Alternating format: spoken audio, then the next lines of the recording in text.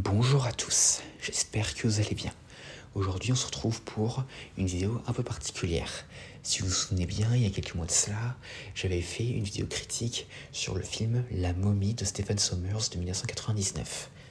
Et donc du coup, j'ai décidé de faire une autre vidéo de ce genre, avec cette fois-ci un film qui m'a bien fait flipper et qui fêtera prochainement ses 50 ans l'année prochaine, et dont j'avais envie de faire une critique après un récent visionnage. J'ai nommé Les Dents de la Mer. Et donc, commençons. Alors, même si ce film est très connu, je vais quand même faire un bref résumé de l'intrigue. Donc, il s'agit ici de l'histoire d'un grand requin blanc mangeur d'hommes qui attaque les baigneurs d'une station balnéaire de la côte est des États-Unis, située sur l'île fictive d'Amity. Et ces attaques contraignent le chef de la police locale, Martin Brody, à le chasser avec l'aide d'un biologiste marin et d'un chasseur de requins. Et donc, en général, qu'est-ce que j'ai pensé de ce film? Alors, ce film est pour moi un des plus géniaux et les plus effrayants que j'ai pu voir. Alors déjà que la scène d'ouverture, ça nous met direct dans le truc, hein, avec la fille là qui se fait attraper par les pieds, qui se fait tirer vers le fond. Non mais, ça franchement, c'était effrayant. Pour vous dire, à chaque fois que je vois cette scène, je peux m'empêcher de me demander ce que ça doit faire de se faire mordre les pieds par un requin. Enfin, en tout cas, vraiment, oh là là, l'effet de peur qu'inspire le requin, il est vraiment très réussi. En tout cas, vraiment, ce requin, c'est une vraie menace, hein.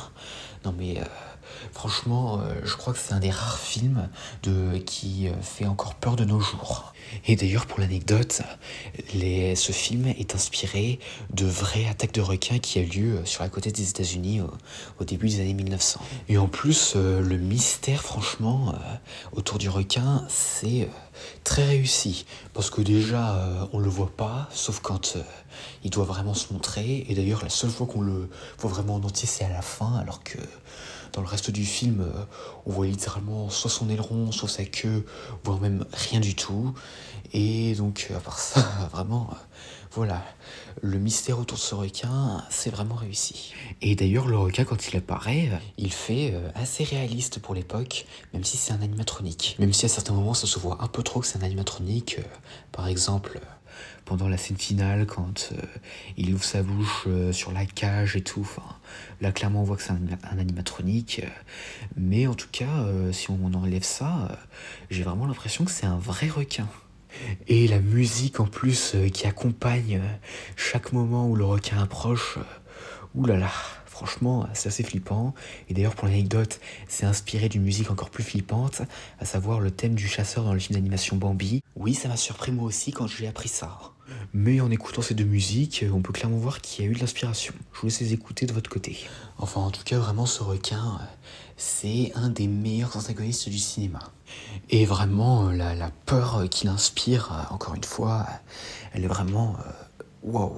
Et aussi, alors bon, il y a un truc qui me perturbe un peu, c'est que le requin, quand il attaque les plages, au début, quand il mange le garçon, non mais comment ça se fait que personne ne l'a vu arriver? Parce que on le voit littéralement se déplacer pile en dessous des autres enfants. Et en plus, il s'attaque même pas à l'un d'entre eux, mais à celui sur la planche. Mais enfin, voilà quoi.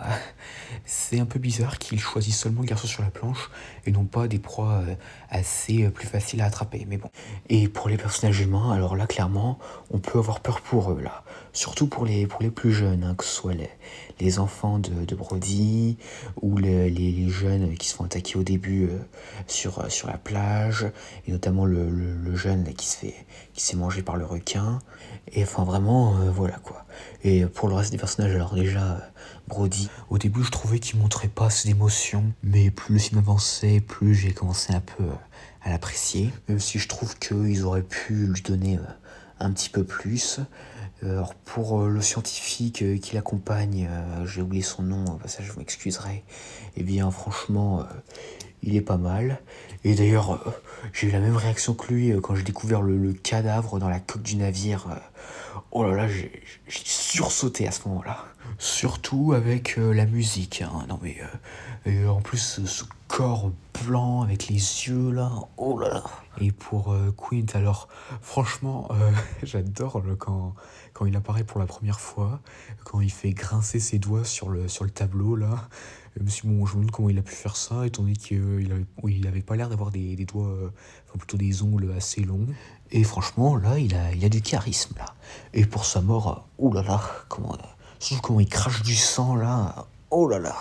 Et alors, aussi, par contre, les scènes, enfin, la scène où il y a les enfants qui sont passés pour un requin et effraient tout le monde, non mais, pourquoi ils ont fait ça, là? Et le requin, il a passé un pacte avec eux, ou ça se passe comment, là? Non mais rigolez pas, pour un moment, j'ai pas pu m'empêcher de me dire ça, hein. Et aussi, quand le requin, il arrive dans l'étang, non mais comment ça se fait que personne dans l'étang n'entend la femme crier quand le requin, il entre dans l'étang et qu'après, il dévore le gars, enfin, voilà quoi. Et aussi, par contre, pauvre requin. Et quand je dis ça, je parle pas du grand blanc qui est l'antagoniste du film, mais de ceux qui se font attraper par les chasseurs qui essaient de tuer le bon requin. Enfin, vraiment, les requins, ces requins-là, c'était un peu des victimes, hein. Et d'ailleurs, hein, ce film est une des raisons pour lesquelles les requins sont autant en danger d'extinction. Parce que quand le film est sorti, il y en a beaucoup qui ont eu peur des requins et à partir de là, il y a eu beaucoup de chasse aux requins. Et d'ailleurs, Steven Spielberg avait même dit qu'il avait regretté réaliser ce film en raison du fait que depuis sa sortie, les requins ont beaucoup été chassés. Et pas que les grands blancs, les requins tigres ou les requins bulldogs, même les requins qui normalement sont inoffensifs, hein. Mais enfin voilà, donc là c'était un petit truc assez à part, mais je pense que c'était important quand même d'en parler.